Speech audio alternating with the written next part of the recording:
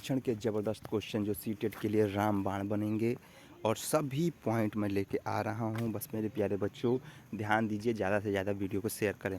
बच्चों की मौखिक भाषा का सतत आकलन करने का सबसे बेहतर तरीका क्या है?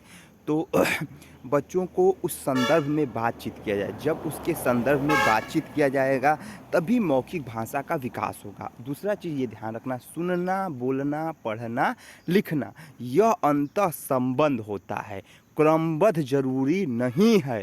अंतः संबंध होना जरूरी है। तो मौखिक भाषा के लिए सतत विकास के लिए उससे बातचीत करेंगे। जब उसका बातचीत करेंगे तो उसका मौखिक विकास जो होगा धीरे धीरे बढ़ता जाएगा। सतत आकलन होता क्या है? जहाँ पे हम हमेशा आकलन करते रहते हैं, हमेशा आकलित करते रहते हैं, उसे सतत आकलन कहते हैं मेरे प्यारे भाइयों और बहनों। दूसरा क्वेश्चन, प्राथमिक कक्षाओं में रोल प्ले भूमिका निर्वाह का उद्देश्य क्या होना चाहिए? तो विभिन्न संदर्भों में अवसर प्रदान करना। मान लीजिए कक्षाओं में रोल प्ले करा रहे हैं, तो रोल प्ले कैसे कराएंगे? जब हम उनकी भूमिका का अवसर देंगे, उनसे करवाएंगे कार्य, तब जब अवसर प्रदान होगा तभी वह आगे बढ़ने का चेष्टा करेंगे। हम किसी को अवसर ना दें। जैसे मान लीजिए, बात समझिएगा, हम एक दुकान खोल रहे हैं, तो अब हमने अपनी दुकान खोलने का अवसर प्रदान किया, तो जब हम अवसर लेंगे तभी वो चलेगा। हम उस पर कार्य ही नहीं करेंगे तो वो नहीं चल पाएगा। तो विभिन्न संदर्भ मतलब विभिन्नता का मतलब अनेक अनेक अवसर जहाँ दिखेगा, विभिन्न संदर्भ जहाँ दिखेगा, विभिन्नता जहाँ दिखाई देगा, आंख बंद करके उस ऑप्शन को क्लिक कर देना है, वो ऑप्शन आपका सही है। तो विभिन्न संदर्भों को भाषा प्रयोग में अवसर प्रदान करें। जब भाषा प्रयोग में अवसर प्रदान किया जाएगा, भाषा प्रयोग में अवसर दिया जाएगा, तभी जाके वह बालक चीज़ों को समझेगा या समझने का प्रयास करेगा। नेक्स्ट क्वेश्चन, भाई लोग, आप लोगों से बार बार रिक्वेस्ट है, वीडियो को ज़्यादा से ज़्यादा शेयर करिए भैया। बहुत प्रयास करता हूँ, एक भी पॉइंट ऐसा नहीं है जो आपके सीटेट से अलावा है। भाषा हमारे परिवेश में बिखरी मिलती है, यह कथन किस पर लागू नहीं होता है? भाषा प्रयोगशाला पे। भाई बिखरी हुई, अरे ये गलत चीज़ है। भाषा बिखरी नहीं है, भाषा क्रमबद्ध है, भाषा आंतरिक है, भाषा अंतः संबंध है, बिखरी हुई नहीं है। देखिए, मान लीजिए आप अखबार पढ़े, विज्ञान में, साइबर बोर्ड में, कहीं भी उठाइए, आप मान लीजिए आप जा रहे हैं, क्या भाषा बिखरी हुई है? नहीं, भाषा अंतः संबंध है। हम किसी को बात कर रहे हैं, किसी से बात कर रहे हैं, तो भाषा के अंतः संबंध, अंतः क्रियाओं के द्वारा ही बात करते हैं, अन्यथा बातें नहीं करते हैं। पढ़ने का प्रारंभ, तो पढ़ने का प्रारंभ क्या है? पढ़ना, देखिए पढ़ना बड़ी बात नहीं है, उसका अर्थ एकदम समझ में आना चाहिए। मैं पढ़ा रहा हूँ आपको, अब मैं पढ़ा रहा हूँ, मैं बोल रहा हूँ, लेकिन चीज़ों को ना समझ में आए, आपको वो चीज़ें ना समझ में आए, तो उसकी बात क्या सार्थक होगा? नहीं, वो निरर्थक हो जाएगा। तो कहने का अर्थ ये है कि अर्थ जो है उसका पूरे तरीके से वह बालक को समझ में आए। बालक जो भी अध्यापक पढ़ा रहा है, बालक उसके अर्थ को ग्रहण करे और उस अर्थ को ग्रहण करके वह आगे प्रत्यक्ष रूप से या अप्रत्यक्ष रूप से उसको प्रकट करे। भाषा के बारे में कौन सा कथन उचित है? तो भाषा और बोली कभी भी कोई भी समस्या उत्पन्न नहीं करती है, या समस्या का क्या करती है? समाधान करती है। तो ध्यान रखेंगे भैया, जब हम भाषा और बोली बोलेंगे तभी तो समस्या का समाधान होगा। अब बात को समझिएगा, जैसे मुझे भूख लगा है, मैं कहूँ मुझे भूख लगा है, तभी तो अगला खाना देगा। अब उसे कैसे पता चलेगा कि मुझे भूख लगा है? अच्छा, आप कहें कि सर ऐसे भी तो बोला जा सकता है, हाथ दिखा के मुझे भूख लगा है, तो वो भी एक भाषा है। वह भाषा क्या है? वह भाषा बोल के नहीं, वह भाषा सांकेतिक रूप से बोला जा रहा है। कहने का अर्थ है या तो सांकेतिक रूप से हो या बोल के हो, वह व्यक्ति अगले व्यक्ति को समझ में आना चाहिए।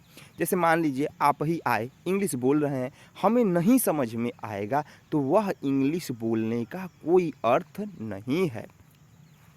कक्षा 1 और 2 के बच्चों के लिए आप किस तरह की कहानी का चयन करेंगे? जिसके शब्दों, वाक्यों, घटनाओं का वर्णन शैली चित्रात्मक हो। भाई वाक्य हो, घटना हो, उसको एक चित्रात्मक रूप से प्रकट करो ना मेरे भाई। कहानी क्या है? मैं कहूँ कि गांधी जी ने ये किया, मैं कहूँ बाबा साहब ने ये किया, मैं कहूँ अम्बेडकर साहब ने ये किया, मतलब कहने का अर्थ है उस कहानी को, उस घटनाओं को प्रकट रूप से बताइए।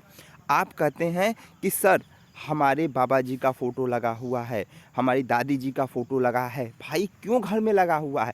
क्योंकि उनके चित्र को देख के ये कल्पना किया जा सके कि वह पिछले में क्या किए हैं, उन्होंने कितना कष्ट करके घर बनाया, खेत बनाया, तो हम उसके कष्टों को दूर, मतलब उनके जो भी चीज़ें किए हैं उनको खराब ना होने दें। प्राथमिक स्तर पर भाषा शिक्षण की प्राथमिकता होनी चाहिए। तो बच्चों को रचनात्मक और मौलिकता को पोषित करके, भाई रचनात्मक क्या है? भाई रचनात्मक रूप से हो, मौलिकता रूप से हो। जब रचनात्मक मौलिकता के गुणों का विकास होगा तभी बालक आगे बढ़ेगा, अन्यथा आगे नहीं बढ़ पाएगा। बहुत अच्छा प्रयास आप लोगों के लिए पूरे तरीके से कि हम कहीं से भी चुके ना, बस आप लोग थोड़ा सा प्रयास करिए। प्राथमिक स्तर पर हिंदी भाषा शिक्षण के लिए सबसे अधिक महत्वपूर्ण क्या है? भाई बस यही, भाषा का प्रयोग, अवसर देना। जब हम भाषा का अवसर देंगे तभी आगे बढ़ेगा। एक क्वेश्चन है, भाषा विकास का सिद्धांत किसने दिया? तो चोम्स्की ने दिया मेरे प्यारे बच्चों, चोम्स्की। हिंदी प्रयोग के विविध रूपों को जानने के लिए सर्वाधिक उपयोगी साधन हो सकता है। तो बाल साहित्य का विविध उपयोग करना, मैं अब भी बताया हूँ, विभिन्न, विविधता, ये जहाँ रहेगा ऑप्शन सही है। जब बाल साहित्य, भाई लड़का क्या है, लड़के को कैसे सिखाएंगे, लड़की को कैसे सिखाएंगे? आप कक्षा 5 की बात कर रहे हैं मेरे प्यारे बच्चों, तो उनको साहित्य के रूप को, उनको गानों के रूप में, उनको विकास के रूप में, उनको किसी चीज़ को जोड़ के जब हम सिखाएंगे तो बच्चा सीखेगा और सीख के उस ज्ञान को ग्रहण करेगा। प्राथमिक स्तर पर भाषा सिखाने से तात्पर्य क्या है? तो वही चीज़, भाषा का प्रयोग करना, सिखाना, अवसर देना, बार बार उसको बोलचित में प्रयोग करना, तभी सीखेगा। अब एक क्वेश्चन और बेटा, आप कहोगे सर प्राथमिक कक्षाओं में मातृभाषा से पढ़ाना चाहिए कि वहाँ की आमचित भाषा को? तो ध्यान रखेंगे, मान लीजिए आप प्राथमिक पढ़ा रहे हैं, प्राइमरी में पढ़ा रहे हैं, तो हम मातृभाषा तो पढ़ाएंगे, लेकिन वहाँ की वातावरण की भाषा को मातृभाषा से जोड़ के पढ़ाना है मेरे प्यारे बच्चों। घर की भाषा और विद्यालय में पढ़ाई जाने वाली भाषा तो वो समान होनी चाहिए। मान लीजिए कि हम इंग्लिश पढ़ाते हैं स्कूल में, लेकिन घर पे हिंदी बोला जा रहा है, तो वो समान नहीं होगा। जब समान नहीं होगा तो बच्चा समझ नहीं पाएगा, और समझ नहीं पाएगा तो विपरीत स्थिति में चला जाएगा, और विपरीत स्थिति में जाएगा तो उसे अवसर प्रदान नहीं हो पाएगा। नेक्स्ट क्वेश्चन, पूरे तरीके से प्रयास हो रहा है कि आप सभी मेरे प्यारे बच्चों, भाइयों और बहनों, सभी पास हो जाओ। भाषा कक्ष में विभिन्न दृश्य श्रव्य साधनों का उपयोग उद्देश्य नहीं है, तो विद्यालय के प्रमुख निर्देशों का पालन करना ये नहीं है।